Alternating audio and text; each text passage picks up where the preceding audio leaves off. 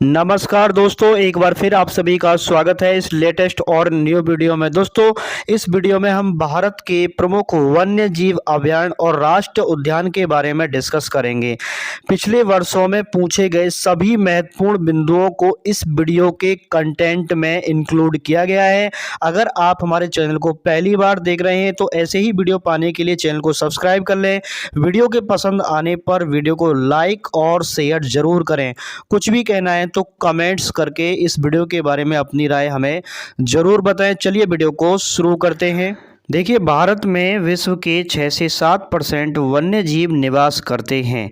वन्य जीव संरक्षण अधिनियम 1972 ईस्वी में लाया गया था। इसका मुख्य कारण क्या था तो मैं आपको बता देता हूं कि भारत में दिन प्रतिदिन वन्य क्षेत्रों की कमी होती जा रही थी, जिसके कारण वन्य जीवों की संख्या लगातार घट रही थी।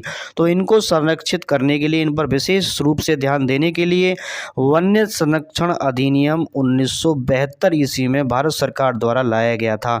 तो इनको संरक्षित करने के लिए विशेष रूप से 3 प्रकार के क्षेत्र थे: राष्ट्रीय उद्यान, वन्य जीव अभयारण्य, जैव मंडल आरक्षित क्षेत्र। इससे पहले भी वन्य जीव संरक्षण अधिनियम 1972 से पहले भी अपने अपने स्तर पर ये आरक्षित क्षेत्र कार्य कर रहे थे, लेकिन 1972 ईस्वी में इसे लाए जाने के कारण सरकार द्वारा इन पर विशेष रूप से ध्यान दिया गया। तो ये 3 प्रकार की जो क्षेत्र हैं, ज़्यादातर स्टूडेंट्स के इनमें कन्फ्यूजन रहता है। जिस कन्फ्यूजन को क्लियर करने के लिए मैं आपको इनमें तीनों में बेसिक सा अंतर बता देता हूँ। देखिए, भारत सरकार द्वारा राष्ट्रीय उद्यान को पूर्ण रूप से नियोजित किया जाता है। ठीक है, सरकार द्वारा पूर्ण रूप से राष्ट्रीय उद्यान को नियोजित किया जाता है। इसमें सभी प्रकार की मानव गतिविधियों पर रोक होती है। ठीक है, इसमें सभी प्रकार की जो मानवीय गतिविधियां होती है उन पर रोक होती है। इनकी संख्या लगभग 105 है। ठीक है, इनकी संख्या कितनी है? लगभग 105 है। अब बात करें वन्य जीव अभयारण्य की, तो निजी कार्य की अनुमति होती है। इसमें निजी कार्य कर सकते हैं, लेकिन जानवरों को मारना, पर्यावरण को हानि पहुंचाना, ये सभी क्या है? इसमें वैन है। ठीक है, और इसमें कोई निजी अनुसंधान भी नहीं कर सकते, सब कुछ इसमें वैन होता है। और दूसरी बात यह है कि सीमा का निर्धारण इसका स्पष्ट नहीं होता है। इनकी संख्या में बात करूं तो लगभग 544 है। अब बात आती है कि जैव मंडल आरक्षित क्षेत्र क्या होते हैं। सरकारी नियंत्रण तो इन पर होता है, परंतु बाह्य क्षेत्र में निजी निर्माण की अनुमति होती है। तो मैं आपको बता देता हूं, देखिए, ये जो जैव मंडल क्षेत्र होते हैं ये सबसे बड़े होते हैं। जैव मंडल क्षेत्र सबसे बड़े होते हैं। सबसे छोटे की बात करें तो राष्ट्रीय उद्यान होते हैं, जो पूर्ण रूप से सरकार द्वारा नियोजित होते हैं। वन्य जीव अभयारण्य राष्ट्रीय उद्यान से थोड़ा बड़ा होता है, लेकिन सबसे जो बड़ा होता है जैव मंडल आरक्षित क्षेत्र होते हैं। देखिए, ये संपूर्ण रूप से स्थानीय पारिस्थितिक तंत्र होते हैं, तो ये बहुत बड़े होते हैं। मैं आपको थोड़ा समझा देता हूँ। इस प्रकार मान के चलिए ये कोई जैव मंडल आरक्षित क्षेत्र है, तो इसमें क्या होगा कि राष्ट्रीय उद्यान भी बहुत सारे हो सकते हैं। ठीक है, एक से अधिक भी राष्ट्रीय उद्यान इसमें हो सकते हैं। वन्य जीव अभयारण्य भी इसमें हो सकते हैं। तो सबको मिलाकर के एक जैव मंडल आरक्षित क्षेत्र बना जाता है, जिनकी संख्या में बात करूँ तो लगभग इस टाइम कितनी है? 18 है। ठीक है, तो आई होप आपको ये तीनों में बेसिक सा अंतर समझ में आ गया। चलिए, अब हम उन बिंदुओं पर डिस्कस कर लेते हैं जो एग्जाम्स में ज़्यादातर पूछे जाते रहे हैं। हेमिस राष्ट्रीय उद्यान भारत का सबसे बड़ा राष्ट्रीय उद्यान है। ध्यान देंगे, हेमिस राष्ट्रीय उद्यान भारत का सबसे बड़ा राष्ट्रीय उद्यान है। राष्ट्रीय उद्यानों की संख्या भारत में लगभग 105 है। ठीक है, तो ये लेह लद्दाख केंद्र शासित प्रदेश है, उसके लेह जनपद में स्थित है। तो लेह लद्दाख में सिर्फ 2 ही जनपद हैं, लेह और लद्दाख, जिसका एरिया आप देख सकते हो यहाँ पर 4400 और 3550 2 लिख रखे हैं यहाँ पर। ठीक है, 2 हैं यहाँ पर। तो मैं आपको बता दूं कि 4400 और 3550, किसी बुक में 4400 वर्ग किलोमीटर है और किसी में 3550 वर्ग किलोमीटर है। ठीक है, तो ज़्यादातर एरिया बहुत कम पूछा जाता है। यही एग्जाम में क्वेश्चन बनता है कि सबसे बड़ा राष्ट्रीय उद्यान किस जनपद में है और कौन सा है। ठीक है, नेक्स्ट है भारतीय जंगली गधा अभयारण्य, गुजरात में स्थित है, जो भारत का सबसे बड़ा वन्य जीव अभयारण्य है। तो 544 वन्य जीव अभयारण्य में सबसे बड़ा भारतीय जंगली गधा अभयारण्य जो कि गुजरात में स्थित है। ठीक है, ये एग्जाम्स में पॉइंट पूछे जाते हैं। चलिए, नेक्स्ट पॉइंट है नागार्जुन सागर श्रीशैलम, जो कि आंध्र प्रदेश में स्थित है। क्षेत्रफल की दृष्टि से भारत का सबसे बड़ा बाघ अभयारण्य है नागार्जुन सागर श्रीशैलम। बाघ अभयारण्य को 1978 में आधिकारिक तौर पर अधिसूचित किया गया था। यह 1983 में प्रोजेक्ट टाइगर के संरक्षण में आया था। इसका क्षेत्रफल 3568 वर्ग किलोमीटर है। तो ज़्यादातर एग्जाम से पूछा गया है कि क्षेत्रफल की दृष्टि से भारत में सबसे बड़ा बाघ अभयारण्य कौन सा है और किस राज्य में है। तो सबसे बड़ा बाघ अभयारण्य है नागार्जुन सागर बाघ अभयारण्य श्री। चलिए नेक्स्ट पॉइंट है, देश का सबसे नवीनतम 53वां टाइगर रिजर्व हाल ही में छत्तीसगढ़ में गुरु घासीदास राष्ट्रीय उद्यान और तमोर पिंगला वन्यजीव अभयारण्य के संयुक्त क्षेत्र को घोषित किया गया है। कहाँ पर है ये? छत्तीसगढ़ में। भारत में अब तक कितने टाइगर रिजर्व हैं? 53 टाइगर रिजर्व हैं। 53वां छत्तीसगढ़ में गुरु घासीदास राष्ट्रीय उद्यान और तमोर पिंगला वन्यजीव अभयारण्य को संयुक्त क्षेत्र को क्या है? 53वां टाइगर रिजर्व घोषित किया गया है।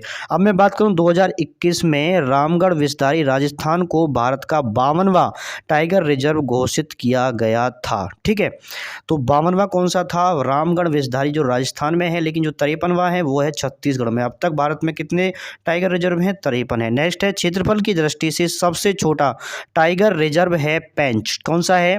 पेंच है, जो कि महाराष्ट्र में स्थित है।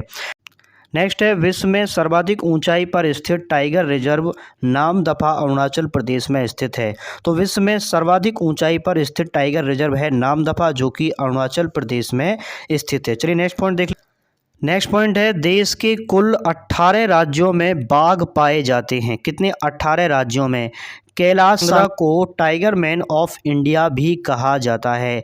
टाइगर मैन ऑफ इंडिया क्यों कहा जाता है? क्योंकि इन्हीं के टाइम में टाइगर रिजर्व अधिनियम लाया गया था। नेक्स्ट है, पूरे विश्व में सबसे अधिक बाघ कहाँ पाए जाते हैं? तो पूरे विश्व में सबसे अधिक बाघ भारत में पाए जाते हैं। 2019 में आई बाघों की रिपोर्ट के अनुसार भारत में 2967 बाघ हैं। ठीक है, तो 2019 के डेटा के अनुसार भारत में कितने हैं? 2967 बाघ हैं। ध्यान देंगे, बहुत इंपॉर्टेंट है, कई बार एग्जाम में पूछा गया है। कैलाश सांगरा को टाइगर मैन ऑफ इंडिया कहा जाता है। भारत में 18 राज्यों में बाघ पाए जाते हैं।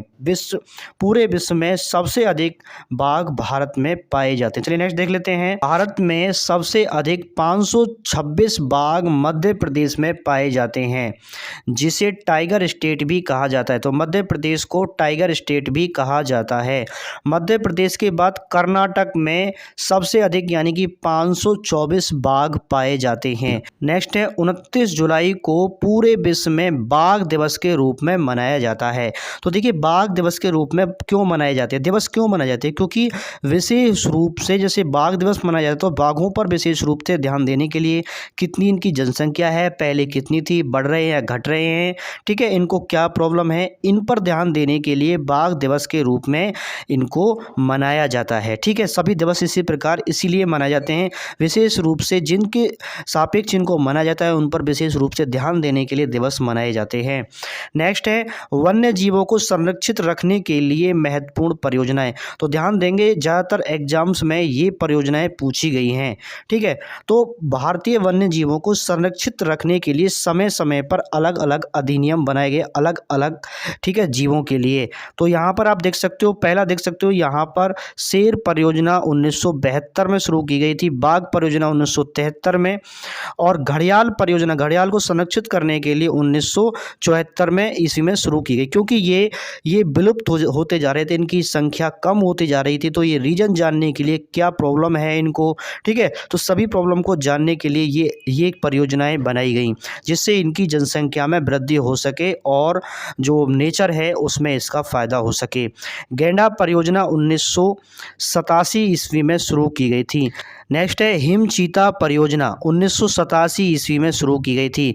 नेक्स्ट है, मगर प्रजनन परियोजना 1975 ईस्वी में शुरू की गई थी। नेक्स्ट है, हाथी परियोजना 1992 ईस्वी में शुरू की गई थी। नेक्स्ट है, लाल पांडा परियोजना 1996 में शुरू की गई थी। नेक्स्ट है, गिद्ध परियोजना 2006 में शुरू की गई थी। तो नेक्स्ट है, कछुआ परियोजना 1975 ईस्वी में शुरू की गई थी। नेक्स्ट है, वन्य जीव संरक्षण अधिनियम, जिसके बारे में पहले ही डिस्कस कर चुका हूँ, 1972 में लाया गया था।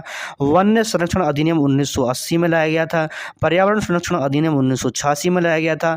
जैव विविधता अधिनियम 2002 में लाया गया था।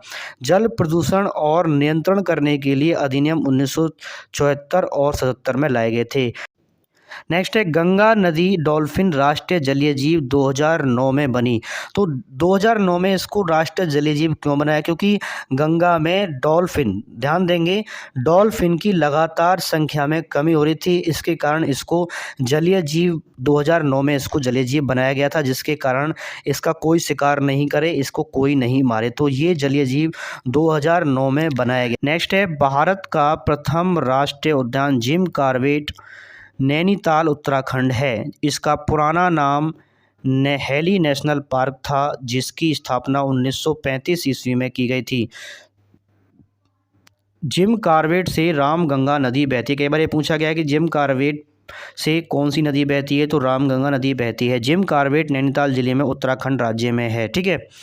तो पहले ये हेली नेशनल पार्क था, ये भी कई बार पूछा था, इसका पहला नाम क्या था? हेली नेशनल पार्क था, 1935 में इसकी स्थापना की गई थी। नेक्स्ट है 11 राष्ट्रीय उद्यानों के साथ मध्य प्रदेश सर्वाधिक राष्ट्रीय उद्यान, ध्यान देंगे राष्ट्रीय उद्यान है ये, तो मध्य प्रदेश सर्वाधिक राष्ट्रीय उद्यानों वाला राज्य है। यहाँ एक डायनासोर नेशनल पार्क और एक फॉसिल नेशनल पार्क भी है। अंडमान निकोबार द्वीप समूह में 9 राष्ट्रीय उद्यान हैं, ठीक है। नेक्स्ट है भारत में सर्वाधिक वन्य जीव अभ्यारण्य अंडमान निकोबार द्वीप समूह में है। पूछा जाए आपसे राष्ट्रीय उद्यान सबसे ज़्यादा किस राज्य में, तो मध्य प्रदेश में 11 राष्ट्रीय उद्यान हैं और दूसरे नंबर पर आता है अंडमान निकोबार द्वीप समूह, जिसमें 9 राष्ट्रीय उद्यान हैं। लेकिन बात करें वन्य जीव अभ्यारण्य की, तो 94 वन्य जीव अभ्यारण्य किसमें है? अंडमान निकोबार द्वीप समूह में 94 वन्य जीव अभ्यारण्य हैं। चलिए नेक्स्ट है भारत का सबसे छोटा राष्ट्रीय उद्यान साउथ बटन आइलैंड राष्ट्रीय उद्यान है, जिसका क्षेत्रफल 0.03 वर्ग किलोमीटर में फैला हुआ है। यह राष्ट्रीय उद्यान भारत के केंद्र शासित प्रदेश अंडमान और निकोबार द्वीप समूह पर स्थित है, जिसकी स्थापना 1987 ईस्वी में की गई थी, ठीक है। तो 87 ईस्वी में इसकी स्थापना की गई थी। नेक्स्ट है भारतीय पक्षी वैज्ञानिक प्रकृतिवादी सलीम अली को देखिए ये बर्डमैन है, ठीक है, बर्डमैन ऑफ इंडिया कहा जाता है। सलीम अली राष्ट्रीय पक्षी उद्यान जम्मू कश्मीर के श्रीनगर में स्थित है, ठीक है। तो कई बार ये यूपीपीएससी में पूछा जा चुका है। भारतीय पक्षी वैज्ञानिक प्रकृतिवादी सलीम अली को बर्डमैन ऑफ इंडिया कहा जाता है, तो इन्हीं के नाम से सलीम अली राष्ट्रीय पक्षी उद्यान जम्मू कश्मीर के श्रीनगर में स्थित है। नेक्स्ट है डाची गांव में कश्मीरी महामृग, देखिए महामृग है ये, ठीक है, गलती से टाइप हो गया है। तो डाची गांव में कश्मीरी महामृग पाया जाता है, जो जम्मू कश्मीरी यानी कि डाची ग्राम कहाँ पर है? जम्मू कश्मीर में है। लाली वन्यजीव अभयारण्य पासीघाट अरुणाचल प्रदेश में है, ब्रह्मपुत्र नदी के दाएं किनारे पर स्थित है। कई बार पूछ लेते हैं किस नदी किनारे पर स्थित है, ब्रह्मपुत्र नदी के दाएं किनारे पर स्थित है। यहाँ पोनंग नृत्य प्रसिद्ध है, जो जनजातियों द्वारा किया, तो कौन सा नृत्य किया जाता है यहाँ पर? पोनंग नृत्य। अरुणाचल प्रदेश में लाली वन्यजीव अभयारण्य पासीघाट ब्रह्मपुत्र नदी के किनारे पर स्थित है। यहाँ पोनंग नृत्य प्रसिद्ध है, जो जनजातियों द्वारा किया जाता है। चलिए नेक्स्ट देखते हैं। नेक्स्ट है भारत प्राणी विज्ञान सर्वेक्षण की स्थापना 1916 ईस्वी में की गई थी और इसका मुख्यालय कोलकाता में है। भारत वनस्पति सर्वेक्षण विभाग की स्थापना 1970 ईस्वी में की गई थी और इसका मुख्यालय कहाँ पर है? कोलकाता में है। अंडमान निकोबार द्वीप समूह राज्य केंद्र शासित प्रदेश में सबसे ज़्यादा यानी कि 96 वन्य जीव अभयारण्य हैं, ये मैंने पहले भी डिस्कस कर दिया है। नेक्स्ट है मध्य प्रदेश में स्थित बांधवगढ़ राष्ट्रीय उद्यान बंगाल टाइगर के लिए प्रसिद्ध है। तो बांधवगढ़ राष्ट्रीय उद्यान किसके लिए प्रसिद्ध है? बंगाल टाइगर के लिए। कहाँ पर है ये? मध्य प्रदेश, जिसे टाइगर स्टेट कहा जाता है। नेक्स्ट है उत्तराखंड के नंदा देवी के शिखर पर स्थित नंदा देवी राष्ट्रीय उद्यान पार्क 1982 ईस्वी में राष्ट्रीय उद्यान बना। इस क्षेत्र के अंतर्गत फूलों की घाटी है, जहाँ किस्म किस्म के फूलों की यानी विभिन्न प्रकार के फूलों की छटा बिखरी हुई। तो कई बार पूछ लेते हैं कि कौन सा जो है राष्ट्रीय उद्यान है जिसमें विभिन्न प्रकार के फूल पाए जाते हैं, तो नंदा देवी राष्ट्रीय उद्यान उत्तराखंड में स्थित। नेक्स्ट है दुधवा राष्ट्रीय उद्यान उत्तर प्रदेश नेपाल से अंतर्राष्ट्रीय सीमा बनाता है, तो इंटरनेशनल सीमा साझा करता है। उत्तर प्रदेश में स्थित है दुधवा राष्ट्रीय उद्यान। इसे 1970 ईस्वी में राष्ट्रीय उद्यान का दर्जा दिया गया था। तो राष्ट्रीय उद्यान कब बना था? ये 1977 ईस्वी में बना था। नेक्स्ट है यूनेस्को विश्व धरोहर सूची में शामिल मानस अभ्यारण्य यानी कि जो असम में है राष्ट्रीय उद्यान देश का चर्चित टाइगर और एलिफेंट रिजर्व भी है। इसका नाम मानस उद्यान के पश्चिम से बहने वाली मानस नदी के नाम से पड़ा।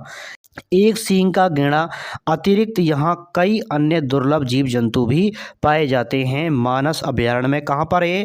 असम में स्थित है। बहुत ही इंपॉर्टेंट है, जो यूनेस्को विश्व धरोहर की सूची में इसको शामिल किया गया है। चलिए इसमें कुछ और भी हमने फैक्ट को इसमें इंक्लूड कर लिया है। भीतरकणिका नेशनल पार्क उड़ीसा, ये सब पूछे गए हैं जो भी हाईलाइट हो रहे हैं, ठीक है।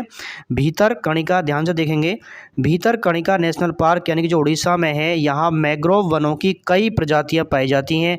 यहाँ कछुओं की 4 प्रजातियां, ठीक है, कौन सा है? ऑलिव रिडले कछुआ, ग्रीन सी कछुआ, हॉक्सबिल कछुआ और लेदरबैक कछुआ पाई जाती हैं। यहाँ विश्व का सबसे बड़ा ऑलिव रिडले कछुआ का प्रजनन स्थल है।